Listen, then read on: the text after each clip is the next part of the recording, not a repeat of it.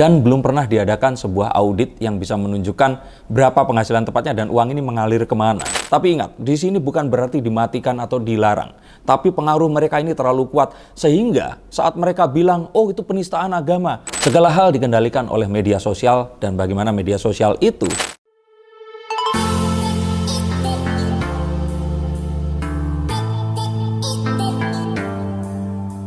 Halo, saya Seekers kembali berjumpa bersama saya Denny Darko. Tidak ada yang namanya misteri, yang ada adalah tanda-tanda yang kita semua coba untuk mengerti.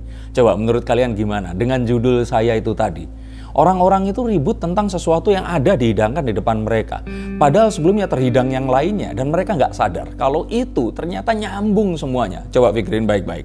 Nah, ingat, video ini tidak akan menjelaskan mana yang benar, mana yang salah.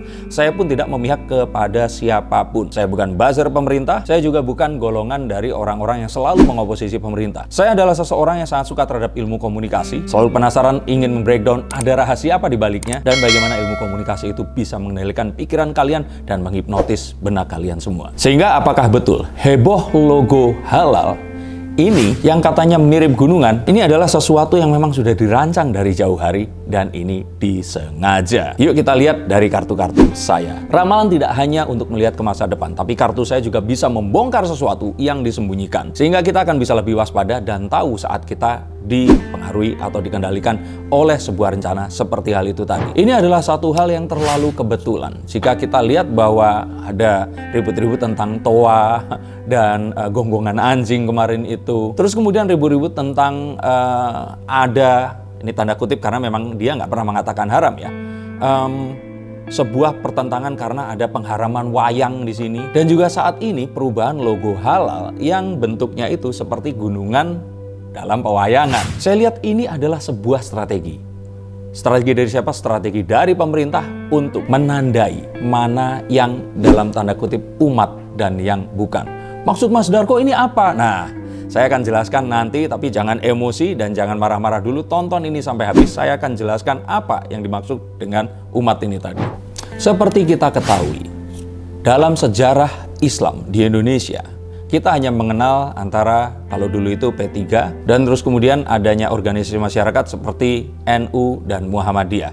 Hanya itu saja. Bahkan dulu waktu saya masih SMA dan kuliah, sekitar tahun 90-an nyebrang ke 2000-an, belum ada istilah-istilah seperti hijrah, syar'i, dan juga belum marak tentang syariah yang sangat banyak seperti sekarang ini. Apalagi istilah khilafah dan sebagainya. Hal ini itu muncul setelah tahun 2000-an. Saya belum pelajari ini dari mana, tetapi kalian bisa mencari tahu itu ada di mana-mana. Tapi yang pasti dampaknya kita rasakan, terutama saat terus kemudian Basuki Cahayapurnama atau Ahok itu bisa dipenjarakan oleh gerakan masyarakat yang bukan dari organisasi keagamaan yang sudah ada ini tadi. Seakan-akan 212 itu muncul dan memiliki kekuatan mereka sendiri. Tentu saja untuk sebuah tatanan bernegara ini patut diwaspadai dan harus dikendalikan juga. Karena bagaimana mungkin kekuatan yang bukan berdasarkan sebuah organisasi yang direstui oleh negara ini bisa memiliki kekuatan perubahan yang sedemikian besar. Dan celakanya kekuatan ini itu selalu oposisi terhadap pemerintah dan ada indikasi mereka ini dipergunakan oleh kelompok tertentu untuk melawan pemerintah. Maka saya melihat dari 3 kejadian ini adalah sebuah usaha untuk mencari tahu mana yang termasuk ke dalam mereka ini tadi dan mana yang bukan. Yang bukan ini artinya ya mungkin seperti saya yang masih menganggap bahwa organisasi keagamaan terutama Islam, karena terbesar 89,89% penduduk Indonesia ini adalah Muslim, itu adalah ya yang kita kenal P3, NU, PKB, atau mungkin ada PKS di situ yang katanya juga PKS ini terafiliasi dengan mereka ini tadi. Dan ini seakan membongkar sebuah pertanyaan kenapa kemarin itu kita semua mendapuk Kiai Haji Ma'ruf Amin menjadi wakil presiden kita. Sepertinya ini adalah cara dari pemerintah agar mereka bisa merepress hegemoni dari kelompok ini tadi. Agar mereka saat ingin melakukan sesuatu yang sifatnya itu mempengaruhi pemerintahan, mereka akan ditekan dan dikembalikan ke hakikatnya sebagai organisasi masyarakat saja. Tapi ingat, di sini bukan berarti dimatikan atau dilarang, tapi pengaruh mereka ini terlalu kuat sehingga saat mereka bilang, oh itu penistaan agama, maka orang itu dipenjara. Oh saat terus kemudian ada orang protes tentang kerasnya azan, seperti ibu-ibu yang ada di Medan, terus kemudian dia akhirnya juga dipenjara. Ini adalah satu cara yang sepertinya sudah direncanakan, ada di dalam mungkin saja gerakan intelijen yang ada di Indonesia, dan ini adalah satu hal yang juga sebenarnya ini lumrah dan sebuah teknik pertahanan yang memang wajar dan harus dilakukan untuk negara sekompleks Indonesia. Sehingga dengan beralasan bahwa apa yang dilakukan ini tadi untuk melancarkan Omnibus Law, yang sebenarnya Omnibus Law atau Cipta Kerja, ini adalah sebuah undang-undang yang bertujuan untuk memangkas birokrasi. Kalau kalian hidup sebelum tahun 2000, kalian pasti akan mengalami bikin SIM, bikin KTP, semua hal yang berhubungan dengan pemerintahan itu pasti akan mengalami sulit dan gampang, kadang sulit, kadang gampang. Tapi setelah itu semuanya direvolusi dan semuanya dipermudah. Terutama saat seseorang ingin mendirikan perusahaan, mengurus tentang perizinan dan sebagainya. Dan berspirit ini tadi, maka logo halal ini dibuat agar MUI di sini tidak menjadi sebuah badan yang akhirnya memonopoli dan mengatur tentang sertifikasi halal di Indonesia ini tadi, yang sebenarnya ini patut dipertanyakan karena nggak banyak yang tahu, dan saya saja baru tahu kalau ternyata MUI ini adalah sebuah LSM atau lembaga swadaya masyarakat atau ormas. Ternyata dia ini bukan lembaga negara. Coba sekarang siapa yang baru sadar, tulis komentar di bawah ini. Memang pada teorinya sertifikasi halal ini tidak hanya dikeluarkan oleh MUI, tapi pertama harus diajukan kepada lembaga pemeriksa halal atau LPH di sini, dan terus kemudian saya nggak tahu artinya, tapi ini dilemparkan kepada BPJPH, yang JPH-nya adalah jaminan produk halal kalau tidak salah, mungkin badan pengelola atau badan, ya itulah ya, kalian browsing aja sendiri. Tapi BPJPH ini ternyata hanya mengeluarkan sertifikat secara cuma-cuma saja. Nah, biaya yang diminta ini ternyata diminta oleh MUI sebagai badan yang mengeluarkan fatwa, menentukan ini halal atau tidak. Dan ditengarai MUI ini mengelola uang triliunan rupiah selama 1 tahun, ini sampai ke puluhan triliun bahkan katanya, dan belum pernah diadakan sebuah audit yang bisa menunjukkan berapa penghasilan tepatnya dan uang ini mengalir kemana. Ini menurut sebuah konten yang saya lihat di Cokro TV yang videonya berikut ini. Dan kalaulah angka sebenarnya hanyalah 1/10-nya, maka uang yang mengalir masuk ke MUI mencapai 15 triliun rupiah. Dan ini video dibuat sebelum kasus ini tadi mengemuka. Tapi tentu saja di sini saya tidak ingin mendiskreditkan MUI, tapi dirasa bahwa MUI ini terlalu memonopoli sehingga mungkin pemerintah turun tangan dan ingin melakukan sebuah penertiban dengan apa yang dilakukan saat ini. Dan karena sekarang ini sertifikasi halal diatur oleh Kementerian Keagamaan, maka tentu saja Gusmen atau Gus Menteri ini tadi, yaitu Gus Yakut, yang merupakan adik dari Ketum PBNU, ini mengeluarkan sebuah logo yang nantinya akan menunjukkan bahwa sertifikasi halal ini tidak terafiliasi dengan MUI, karena logo MUI-nya nggak ada. Kalau sebelumnya kalian lihat ini logonya ada tulisannya Majelis Ulama Indonesia, nah yang berikutnya ini tidak ada tulisan MUI-nya, hanya Halal Indonesia. Dan untuk mengurangi konflik itu tadi, sepertinya akhirnya Ketua MUI yang adalah seorang anggota dari PBNU, yaitu Kiai Miftahul Akhyar di sini, akhirnya mengundurkan diri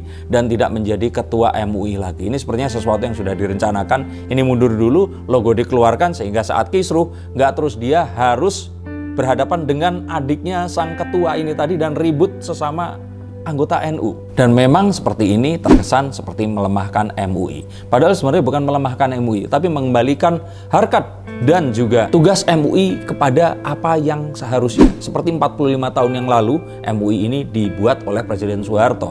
Karena sekarang ini sepertinya terlalu besar. Kalau kalian melihat sejarah dari MUI sampai akhirnya dia ini memonopoli sertifikat halal, ini sebenarnya adalah sesuatu hal yang juga banyak keanehan yang terjadi. Tapi mengenai logonya, sebagai seseorang yang saya pernah bersekolah sampai pasca sarjana dengan pendidikan seni rupa, saya melihat bahwa logo ini memang bagus, tapi sedikit lagi lah oke. Karena tulisannya di sini menimbulkan misinterpretasi. Artinya di sini bisa diartikan sebagai halakah atau haram, dan itu betul adanya.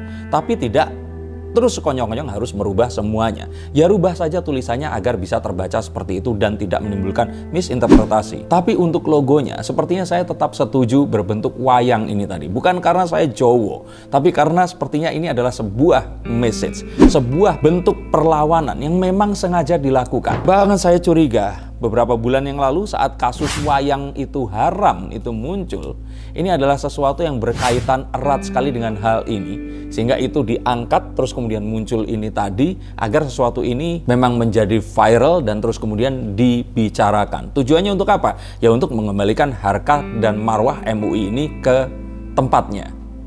Kenapa saya bilang seperti itu? Karena tausiah dari Ustadz Syafiq Basalamah ini itu sudah ada dari tahun 2017 dan nggak ada yang mempermasalahkan sampai beliau harus meminta maaf. Maka di sini saya bilang Ustadz Syafiq ini tidak salah dan itu dilakukan untuk orang-orang yang mendengarkan saja dan tidak artinya dia mengatakan itu ke seluruh penduduk Indonesia, tapi seperti itu memang diangkat.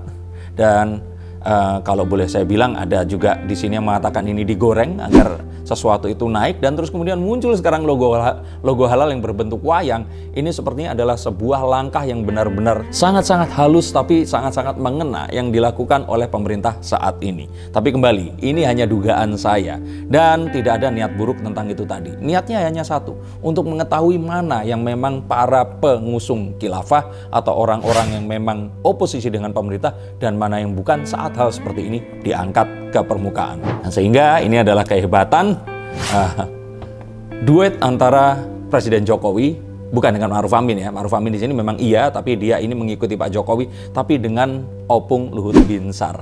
Di sini adalah sebuah langkah yang sangat-sangat luar biasa, walaupun mungkin ini pasti tidak akan diakui, tapi ini adalah sebuah langkah untuk mengetahui mana yang masih setia kepada NKRI dan mana yang diduga ingin melakukan oposisi atau selalu melawan apa yang dilakukan oleh pemerintah. Dan kalau dibilang kok pemerintah sampai segitunya melakukan ini, ya ini zamannya.